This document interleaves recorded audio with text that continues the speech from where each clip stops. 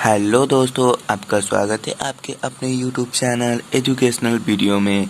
और आज मैं आपके लिए लेकर आया हूँ केमिस्ट्री का फर्स्ट चैप्टर, 12th केमिस्ट्री का फर्स्ट चैप्टर, ठोस अवस्था से संबंधित महत्वपूर्ण लघुत्तरीय प्रश्न।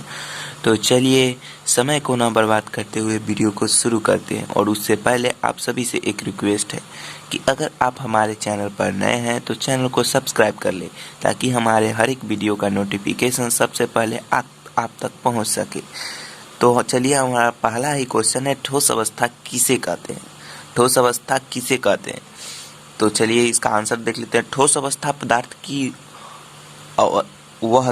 ठोस अवस्था पदार्थ की वह अवस्था है जिसकी आकृति तथा आयतन दोनों निश्चित होता है।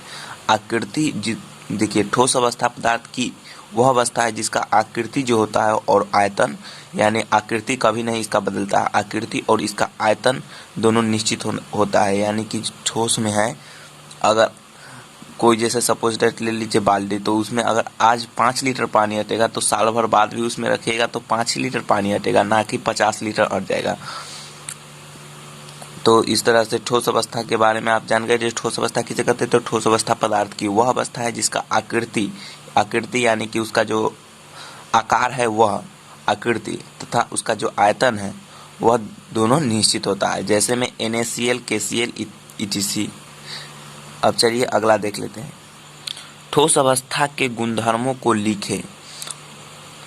चलिए तो इसका आंसर देखते हैं। ठोस अवस्था के अभिलाक्षणिक गुणधर्म निम्नलिखित है। पहला है, ठोस के द्रव्यमान, आयतन एवं आकार निश्चित होते हैं। ठोस के जो द्रव्यमान होते हैं वो आज 5 kg का है तो कल भी 5 kg का ही रहेगा, नहीं 50 किलो का हो जाएगा।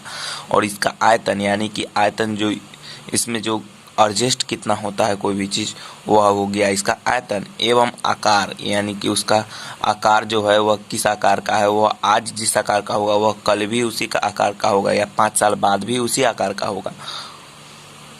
तो आप जान गए पहला क्या है, तो ठोस के द्रव्यमान, आयतन एवं आकार निश्चित होता है। ठोसों के मध्य अंतराणविक दूरियां लघु होती है, यानी ठोसों के मध्य अंतराणविक दूरियां यानी जो उसके कण होते हैं वह काफ़ी नज़दीक होते हैं, यानी कि उनके बीच जो दूरी होती है बहुत ही कम होती है, बहुत ज़्यादा कम, मतलब सटे सटे रहते हैं। कण जो होते हैं, अवयविक कण जो होते हैं वह काफ़ी सटे होते हैं। यानी कि दूसरा क्या है, जो ठोसों के मध्य अंतराणविक दूरियां क्या होती है, लघु होती है। लघु मतलब बहुत ही कम होती है। चलिए तीसरा है, ठोसों के मध्य अंतराणविक बल प्रबल होता है, यानी कि जो उसके कण के बीच अंतराणविक बल होता है वो काफ़ी प्रबल होता है। और चलिए चौथा देख लेते हैं। ठोसों के अवयवी कणों की स्थितियां निश्चित होती है और यह कण केवल अपनी माध्य स्थिति के चारों ओर ही दोलन कर सकते हैं। चलिए उधर हम देख लिए थे। अब हमारा अगला है, क्रिस्टलाइन अवस्था किसे कहते हैं। क्रिस्टलाइन अवस्था किसे कहते हैं, तो इसका आंसर हो जाएगा, पदार्थों के विलयन से क्रिस्टल बनने की घटना को क्रिस्टलीकरण कहा जाता है। यानी पदार्थ को जो विलयन होता है उससे जब हम क्रिस्टल बनाते हैं तो उसकी क्रिस्टल बनने की घटना को क्या कहते हैं, क्रिस्टलीकरण कहा जाता है। और पदार्थों के विलयन से किसी विशेष परिस्थिति में निश्चित आकार वाले ठोसों के निर्माण होने की अवस्था को क्या कहा जाता है, क्रिस्टलाइन अवस्था। अगला है, क्रिस्टल किसे कहते हैं। क्रिस्टल किसे कहते हैं, तो इसका राइट आंसर हो जाएगा, ऐसा ठोस पदार्थ जो परमाणु अणुओं या आयनों से निर्मित हो।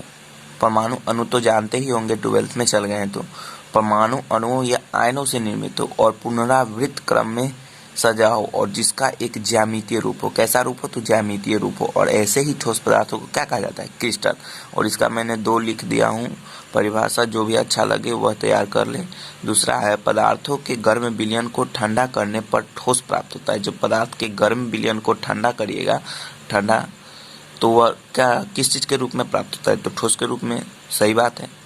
और जिसे क्या कहा जाता है, तो क्रिस्टल। क्रिस्टल का बनना पदार्थ की प्रकृति और दशा पर निर्भर करती है। क्रिस्टल का बनना जो वो किस प्रकार का है उसी पर निर्भर करेगा।